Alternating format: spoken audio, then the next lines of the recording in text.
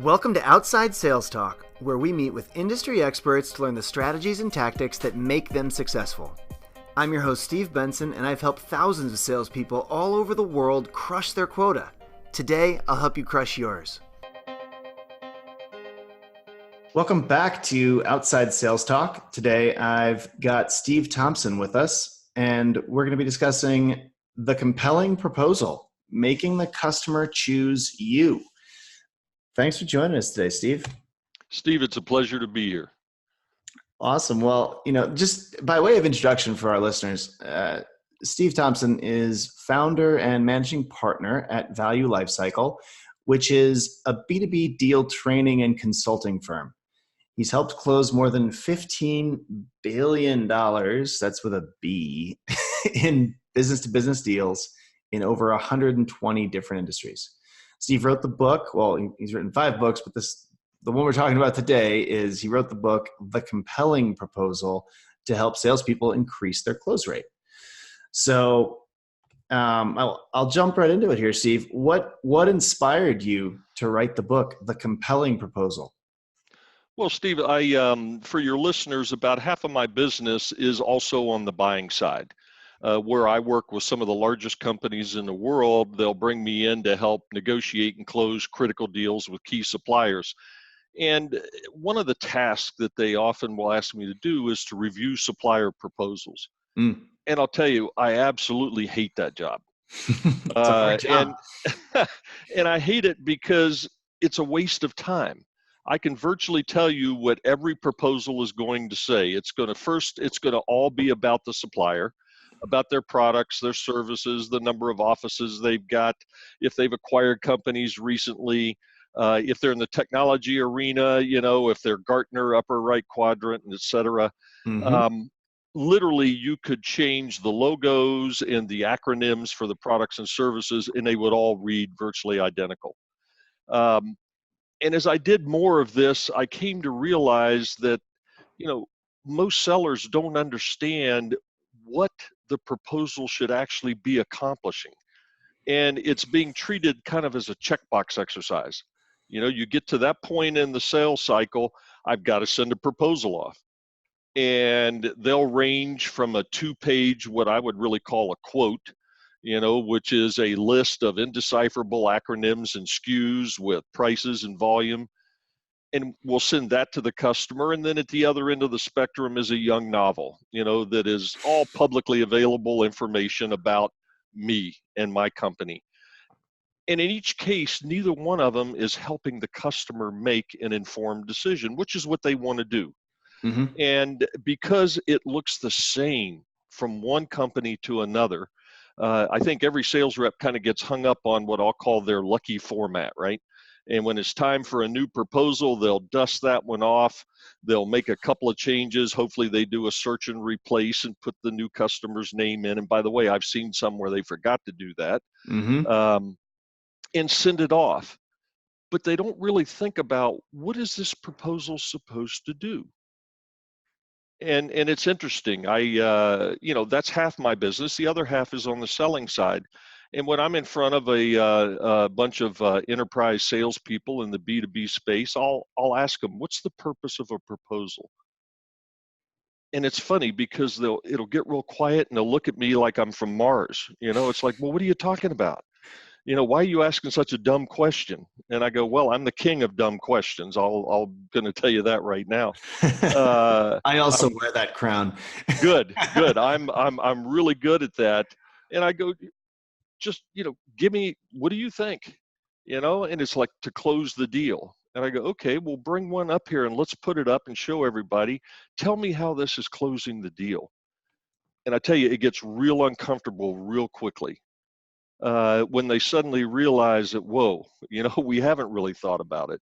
So to make a long story short, that's really what got me focused in this area, because I just kept coming across it.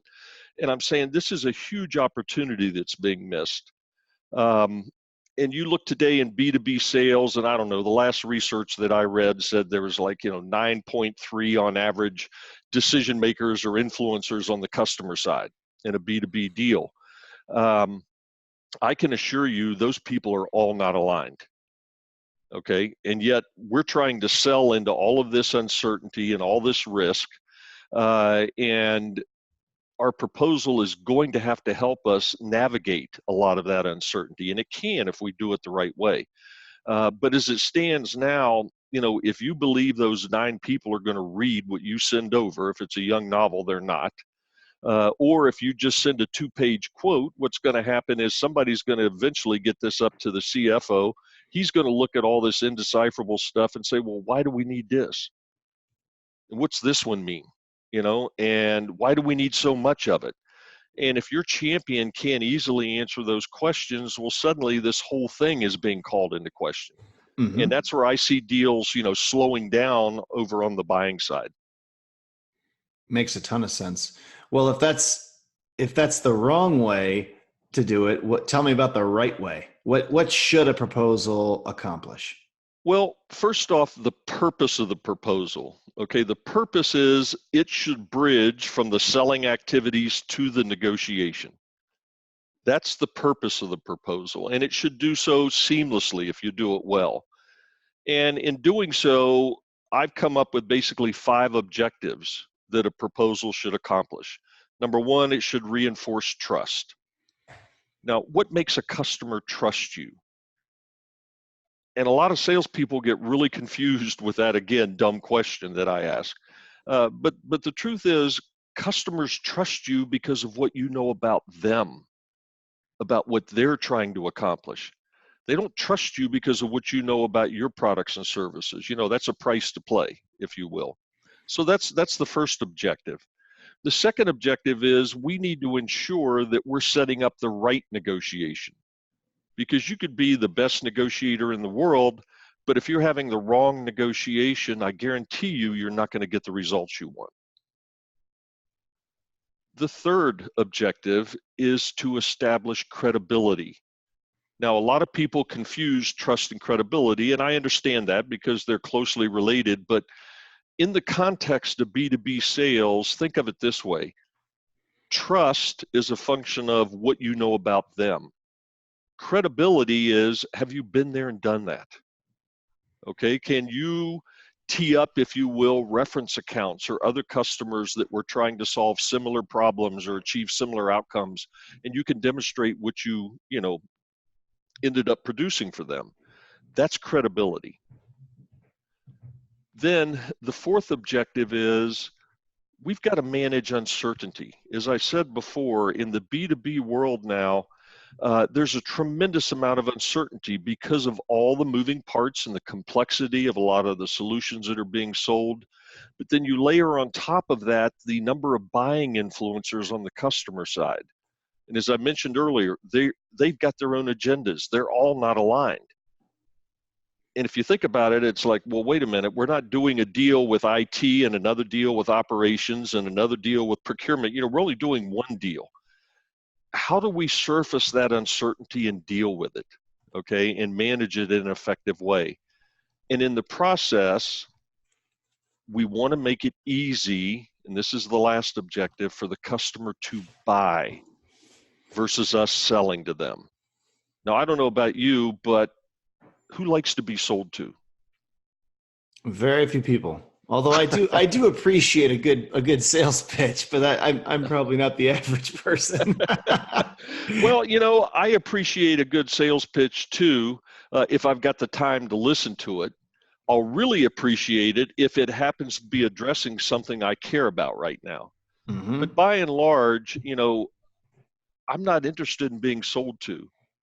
But if I need to solve a problem or I need to address something, I do want to make an informed buying decision.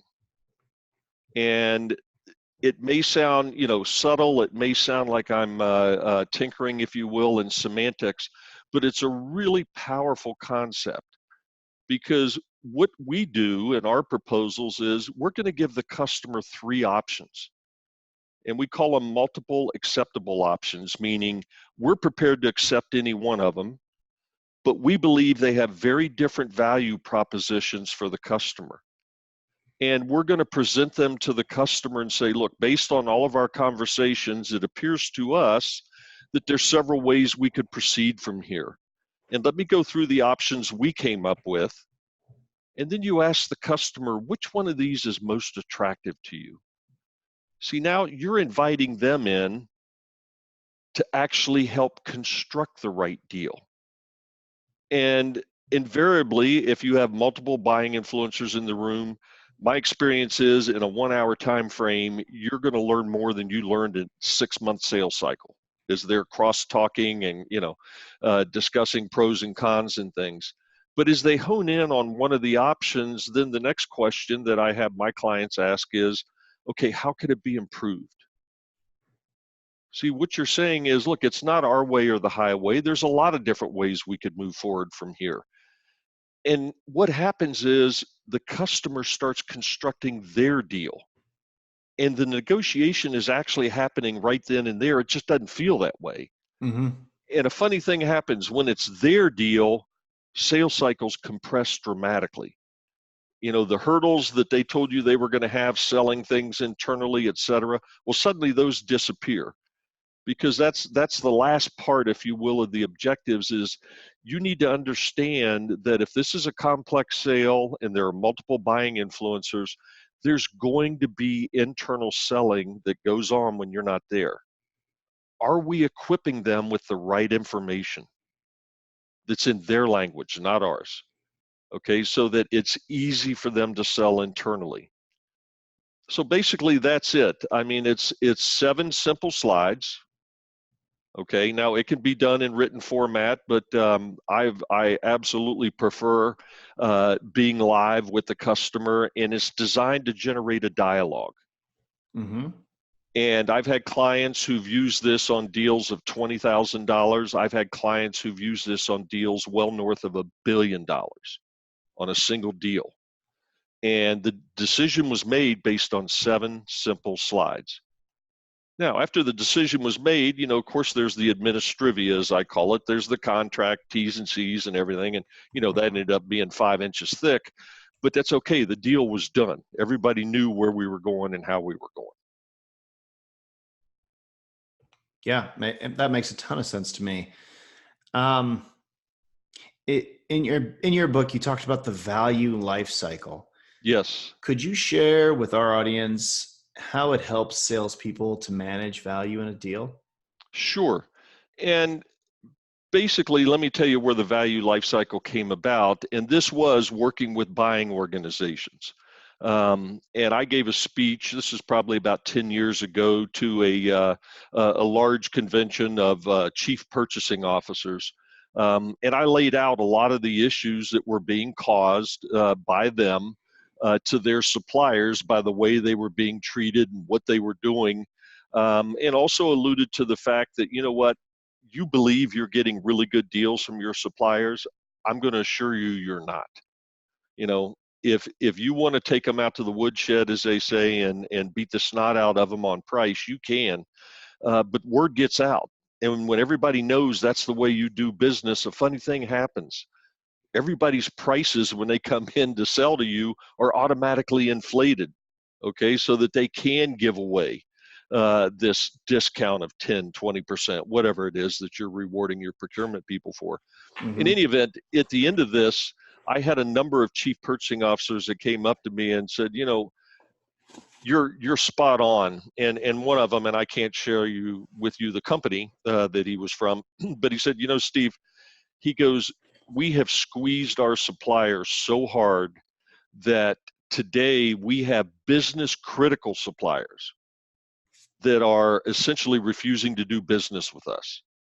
And we're putting the whole enterprise at risk here. And that led to an engagement with that company. And there were a couple of others that the same issue came up. And they said, what if we want and need a long-term relationship? What should that look like? And nobody had really thought about that.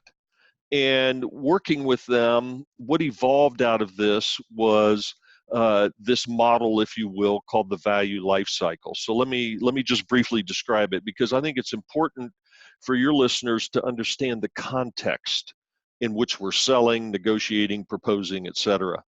And it's this: if you think about your company, I bet that when you go to market. We've got an objective of winning customers, keeping them, and growing them. That's pretty much what every company out there does. And to do so, we bring to bear marketing, business development, selling. Have you ever asked yourself, though, what's the purpose of all those? Again, another one of those dumb questions, but that's what we asked ourselves when I was consulting on the buying side. And then, of course, you're going to send a proposal, and we've already talked about that. What's the purpose of a proposal? Which is going to result, at least in most B2B sales, into some sort of negotiation, particularly if you're selling to a larger enterprise. They've got a whole buying machine that includes procurement. But what's the purpose of that negotiation? And then after you win the business, we'll bring to bear support, implementation services, customer success, renewals, a whole host of processes and people. What's the purpose of all that? And when you step back and ask those questions, what came out of it from the buyer side? And I found that their view of it was a lot more logical, if you will, than most selling organizations. And here's their view, quite simply. When it comes to marketing, selling, business development, what they want us to do is to create the potential for value for them. That's it. Okay? That's what they want. Don't waste their time, okay, talking about us, our products, our services. Let's quickly get to the point of what's the potential value for them. And so therefore the output, if you will, when we're selling should be what I call an irresistible value proposition. It's one that hits the customer right between the eyes, gets them excited about doing business with us. And then we move on to the proposal, which, as I mentioned before, bridges selling and negotiating. That's the purpose of the proposal, but we need to make it easy for them to buy, okay? And we need to manage this uncertainty. Then you get to the negotiation, and the negotiation is nothing more than capturing that value in what I call a great deal. This is a deal that's good for us as sellers, it's good for the customer as buyers, but the third attribute of a great deal, and this is probably the most critical one, it's got all the right components, what I call deal levers, the right products, services with the right volumes and close rates, et cetera, that we both need to ensure we can ultimately deliver that value. Okay? So if you imagine this as a circle right now, we're about 2/3 of the way around. And for most sales organizations, we're done, right? If we book the business, cash a commission check, we made club, we're having a party. How do you think the customer feels right now at that point when they issue a PO?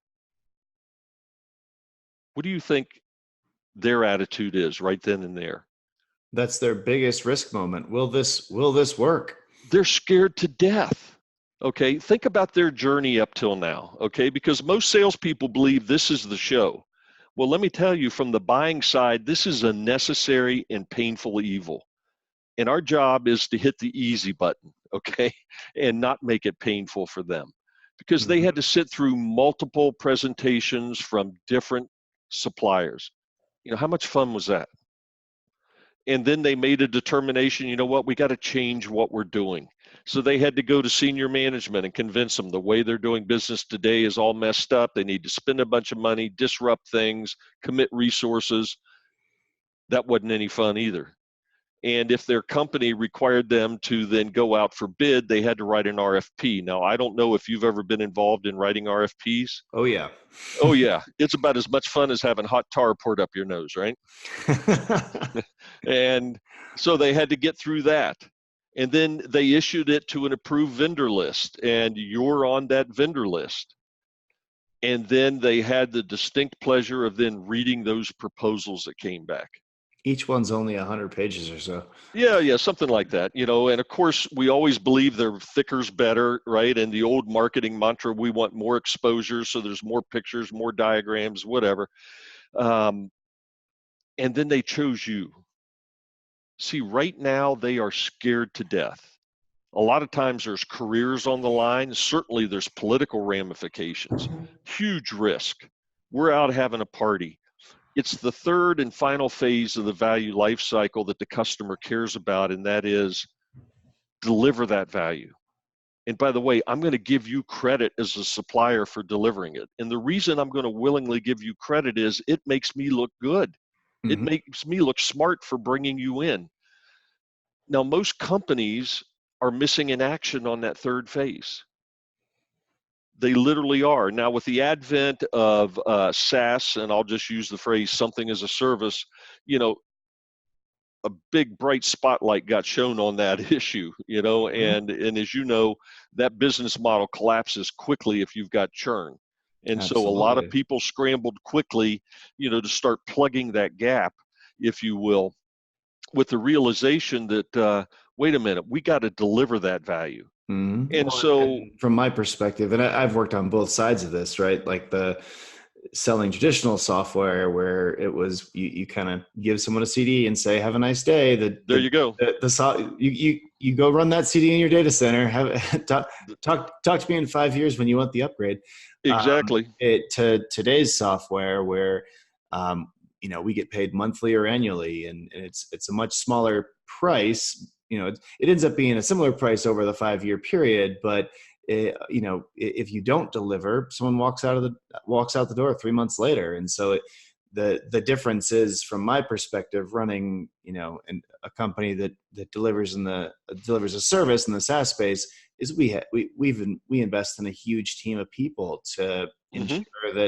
ensure that these guys are successful. So you get passed from your salesperson to your, what we call a customer success associate. We Yep. pass that baton, and now it's not, that person's job is not to sell you stuff. That person's job is to make you happy, make sure you get the value, make sure you understand how the product works, train your people to use it, all the pieces, anything.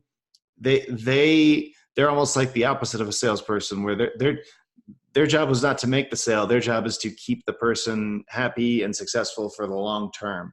And Sure. that role didn't really exist at the companies I worked at selling traditional software years ago. It wasn't a thing. And now it's a third of the people at the company do that. And as the company grows, it'll become a larger percentage because the vast majority of your revenue, your ARR, is your install base. Okay, not Absolutely. your Yeah, net new. Um, absolutely. Well, we're already there. We have twice as many customer success people as we do salespeople. there you go. Well, that's what the value lifecycle models is, exactly that. Okay.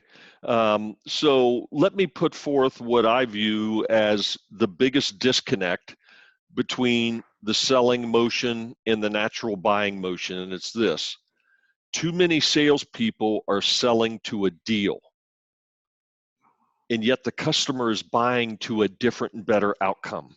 Mm-hmm. They're Okay. buying to a long-term relationship where they're going to get value over 5-10 years. Yeah, because we in sales, look, we do this for a living. We're professionals in sales, but what we forget is customers do not buy for a living. See, they're in the business of their business, okay, Mm-hmm. not buying.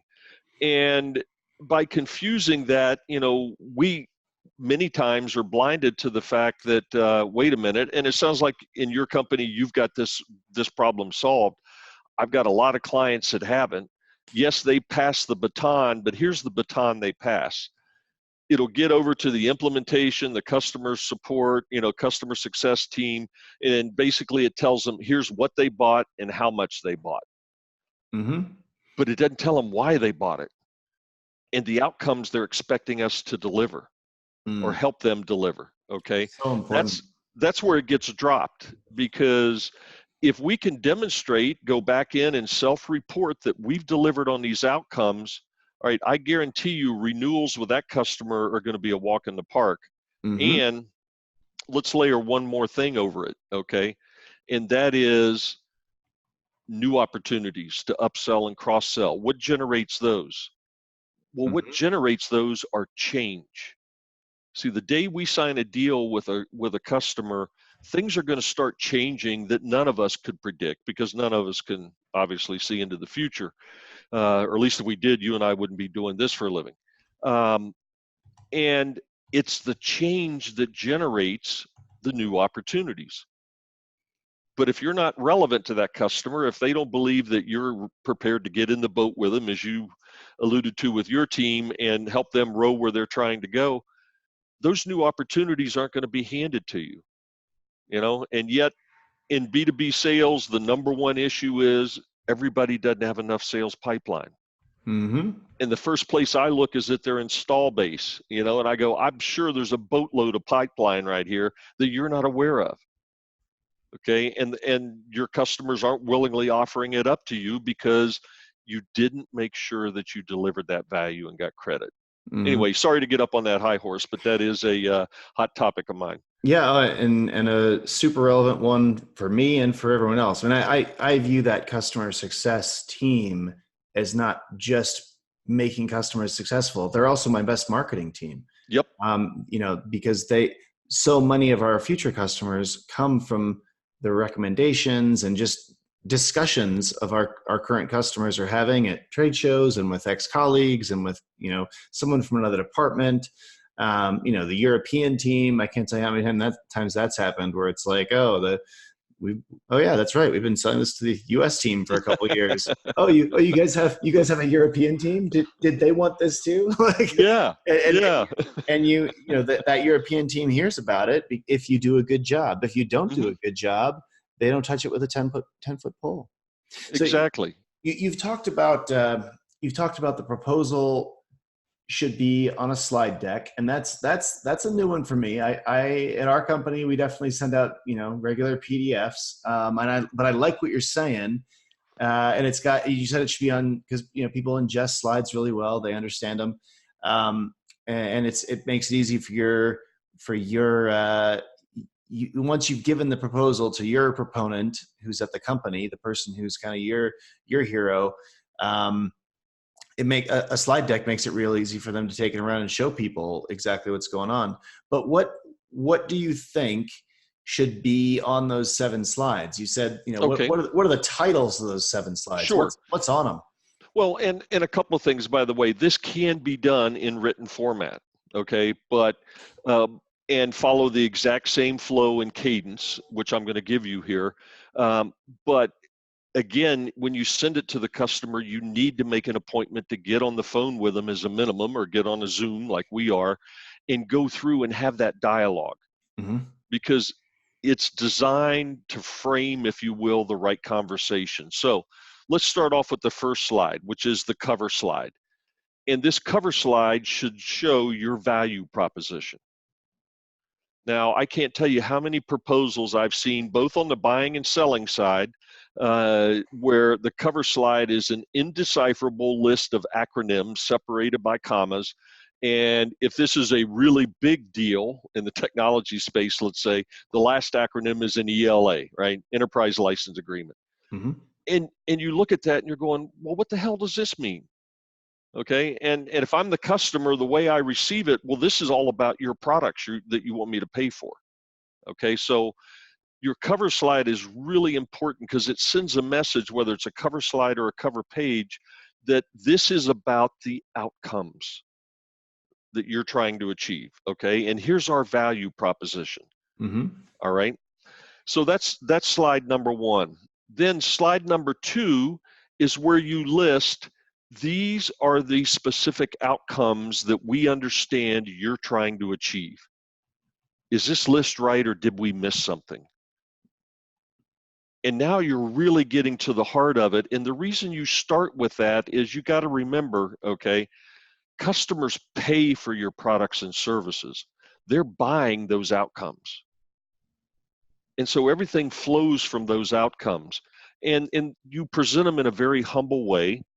And you ask the customer, did we hear you right? Is this list correct, or did we miss something? Mm-hmm.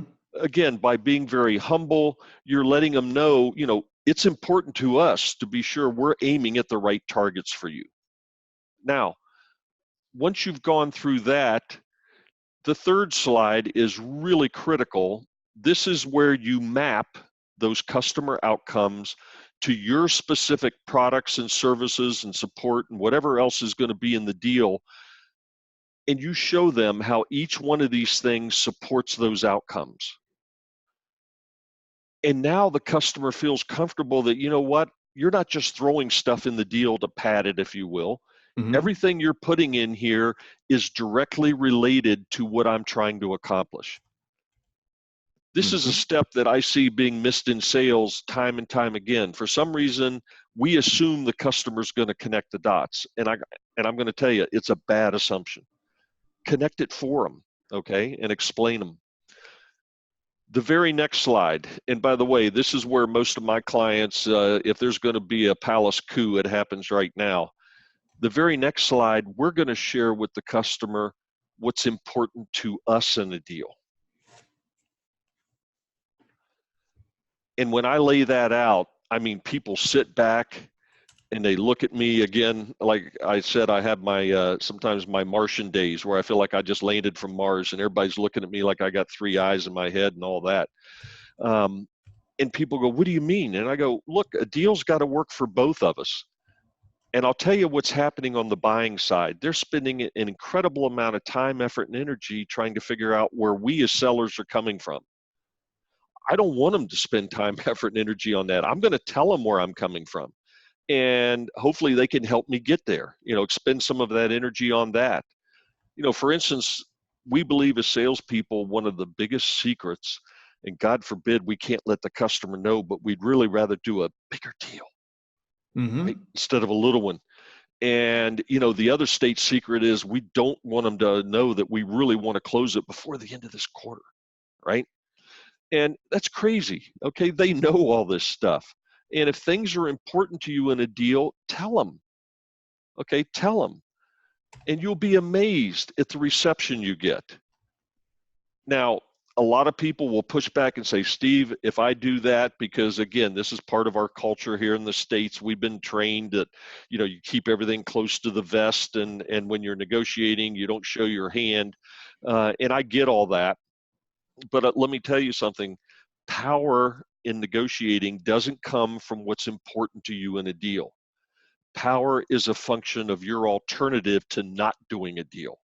The old BATNA. The BATNA, you're right. And I call it most likely alternative, right? Mm-hmm. And as a salesperson, look, if you've got a full, robust pipeline and you only need to close 10% of it to hit your quota, you're more than happy to walk away from a bad deal. You've got the power, okay? But what a lot of us don't think about is the customer's alternative and then balance the two. So anyway, that's the next slide. Then the fifth slide, or fourth slide, I guess, is Fifth. where I think this is the fifth. the fifth is where we show past value delivered. And the big mistake I see so many B2B companies do is they put up what I call the NASCAR slide, right? You've seen it. Here's all the logos. Sure. Okay. Well, guess what? All your competitors have logos too. Mm-hmm. And it doesn't help the customer make a decision. What I'd rather see is just give them a couple of examples of other companies that were trying to solve similar problems or achieve similar outcomes, and show them the outcomes you delivered.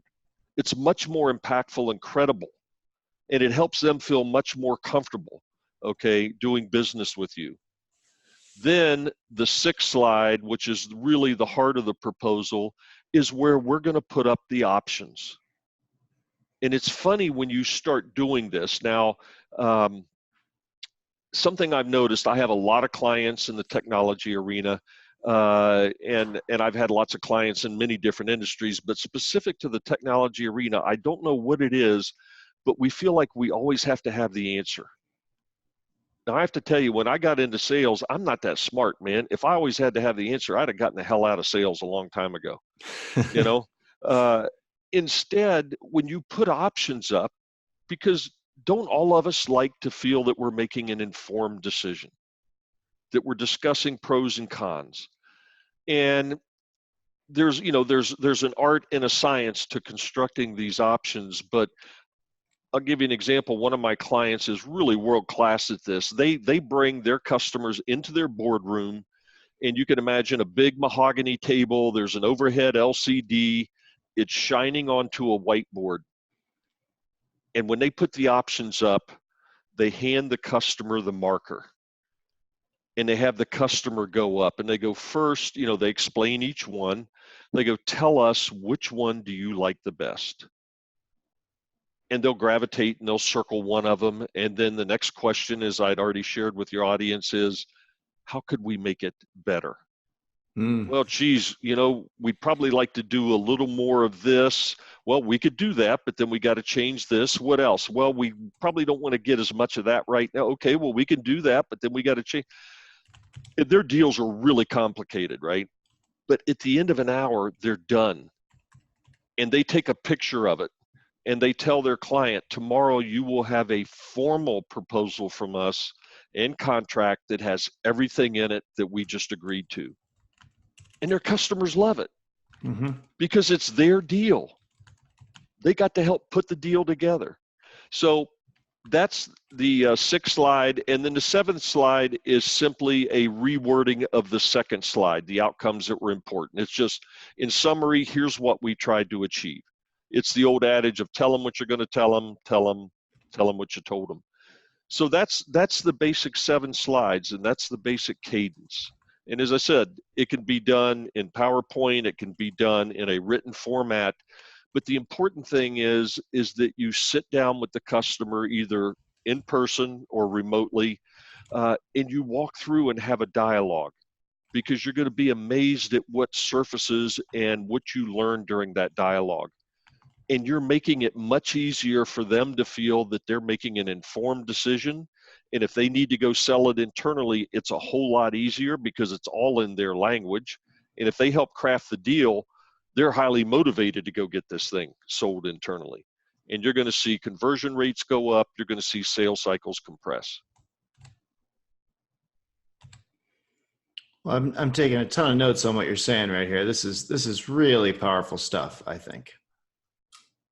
Really, really powerful.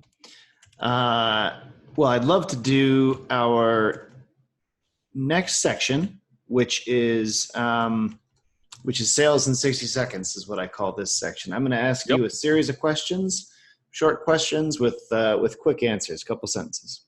I'll try to be quick.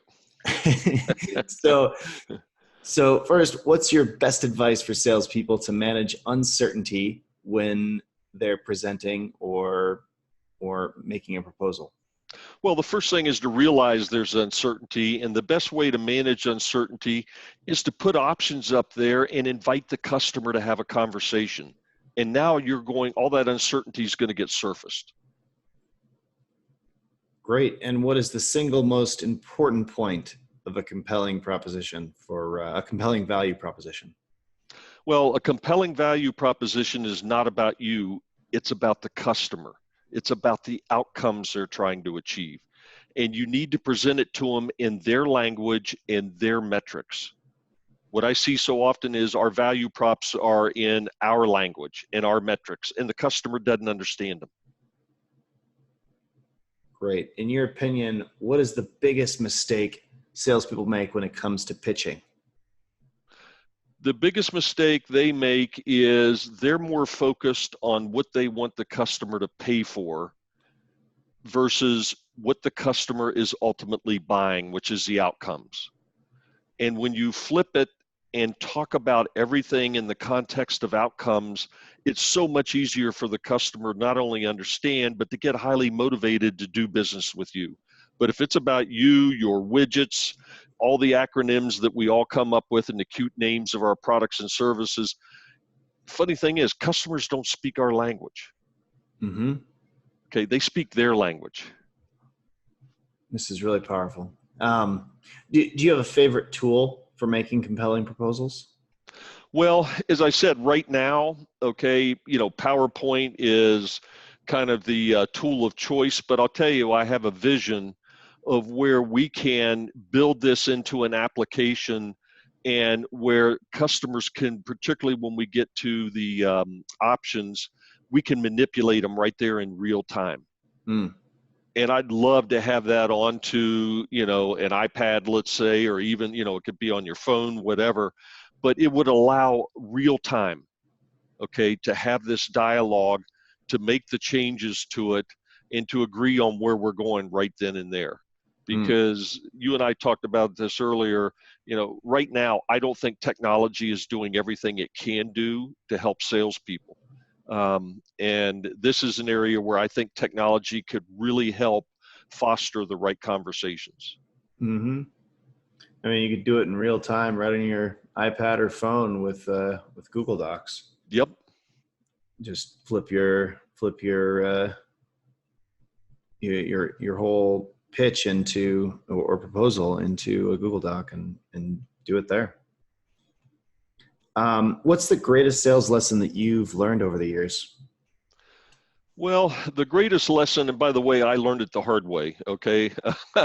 All the great lessons are all learned the hard way by someone. Doesn't have to be by you, though. That's the good. No, if you're smarter, you learn from other people's mistakes. Unfortunately, I have a whole host of my own that I had to learn from. And the biggest lesson that I learned a long time ago was, I've got to put myself in this customer's shoes. I need to be looking at the situation through their eyes, not mine. Yes, I've got a quota. Yes, I've got pressure to go sell things, but it becomes a whole lot easier if I first put myself in their shoes. And in some cases, I've got to help them determine where they could go potentially, because they don't know what they don't know. But I don't walk in the door with the answer if I don't know the question. And that's what so many salespeople today are trained to do, right? They've got the elevator pitch, et cetera. Well, you're coming in with the answer and you're not sure what the question is. And that's the biggest lesson I learned. Hence the dumb questions I ask. Well, as a final takeaway, what should the field salespeople listening today do as a first step to get started on creating compelling proposals? Well, let me give you a couple of options. One of them is my new book is out. It's on Amazon, The Compelling Proposal. You've got a Kindle version as well as there's a paperback version. And with it, you will be able to download from my website, and I'll give you that a second, the template, okay, the PowerPoint template. And it's got tips, et cetera, on there for, how to construct your proposal, how to construct each section of it. And our website is www.valuelifecycle.com. Mm-hmm. And if anyone would like to reach out to me and connect on LinkedIn, they can do so. I write post a lot of articles and blogs concerning the topics we've talked about today. And generally, they're things that crop up during the week or the previous week when I'm doing work with a client on a real deal, because that's the bulk of my work today, is consulting with teams on real deals. And you'll find some more information about not just the proposals, but making it easier to buy and making it easier for customers to help sell internally. Makes perfect sense. Well, the next step here is I'm going to attempt to summarize all of this rich information in a couple minutes here. So wish me luck on this one. Well, I'm sorry. I mean, we covered a lot of ground. And as I told you before, I mean, the proposal is a part of it, but what I found is it's kind of what I'll call a forcing function. If at the beginning of your selling motion, you want to have this type of conversation with the customer, it'll change the way you start selling from day one in the initial conversations. And it really helps drive what I call the right conversations with the customer, and it just makes it easier for them to buy. And that's what they're looking for. They want to make an informed decision and move on to the business of their business. Absolutely. Well, so to summarize this discussion, first, the way most proposals are written, they don't actually help the buyer make an informed decision. Sellers need to think about and ask themselves, what is this proposal supposed to do? A proposal should help the buyer navigate any sort of uncertainty that they have. The purpose of a proposal is to bridge the selling part of the sales cycle with the negotiation part of the sales cycle. So let's talk about the objectives to writing a great proposal.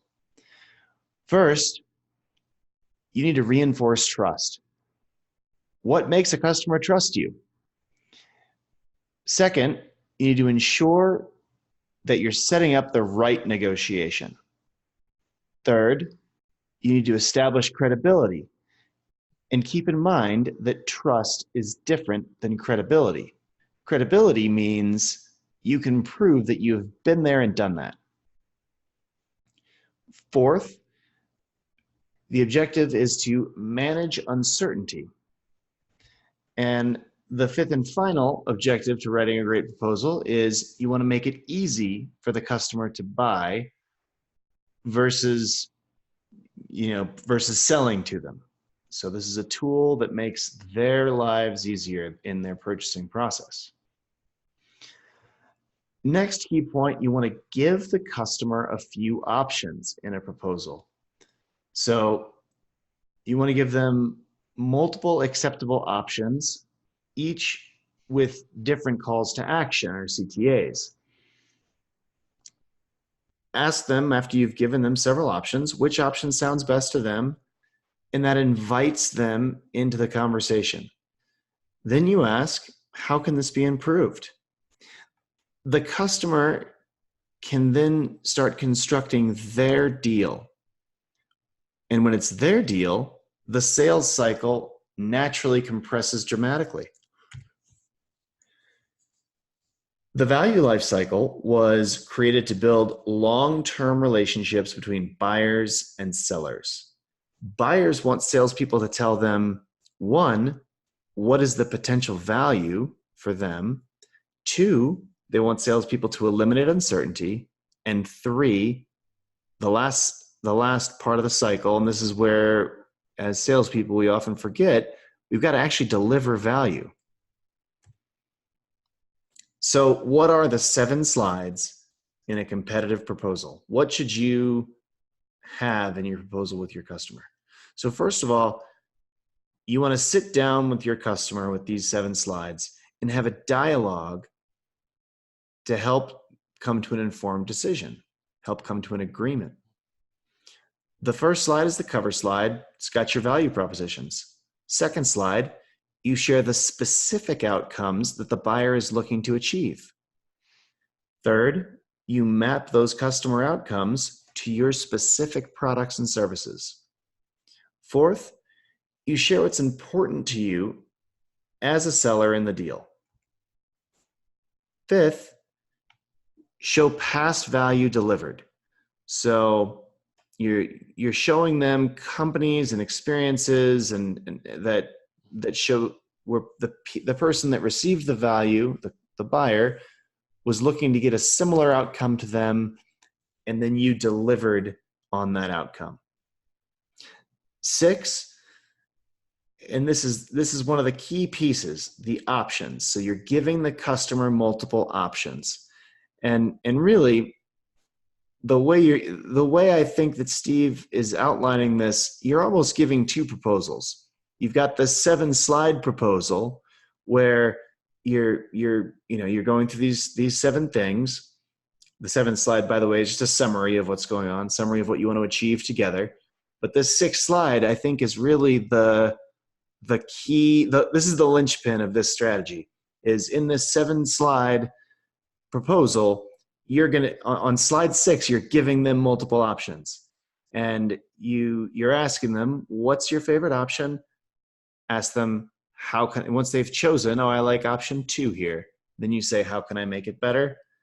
Then they tell you, you communicate, and then you give them a second proposal that is a more formal proposal on what they've described that they want in this 7-step process here. So this is really powerful, Steve. It's a really powerful sales tool. I've really enjoyed learning about it. Where can our listeners read more about your work? Where can they reach out to you?